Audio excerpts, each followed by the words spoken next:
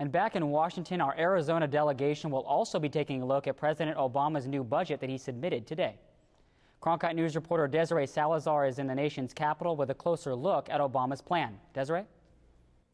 It's almost become a rite of passage. The president releases his budget, and Republican lawmakers attack it. This budget fight happens about this time every year, and this year promises to be no different.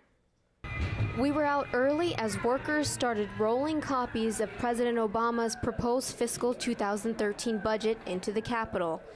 Today, we're releasing the details of that blueprint in the form of next year's budget. And don't worry, I will not read it to you. But if you read it, you would see that the president's budget cuts the federal deficit by $4 trillion over the next decade.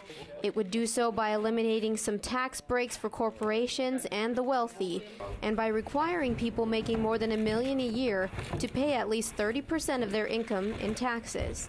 Do we want to keep these tax cuts for wealthiest Americans, or do we want to keep investing in everything else? Education, clean energy, a strong military. Shortly after the budget proposal was released, Arizona Republican congressmen began to slam it. Congressman Gosar says, quote, "It shows his continued failure to understand the basic principles needed for economic recovery. Get out of the way of private sector job growth, cut spending, and do not add additional tax burdens to hardworking Americans." Congressman David Schweiker also says the proposal is flawed. "I sincerely wish the president would put new batteries in his calculator and realize that increased spending and stimulus will not lower our debt and deficit."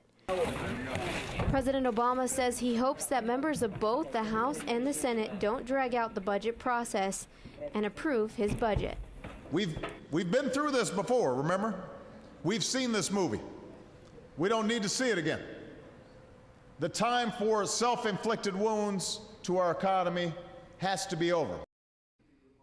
Representative Grijalva was on a network this afternoon talking about the budget. He said the president's budget is a fair, balanced approach that generates revenue and at the same time deals with the deficit.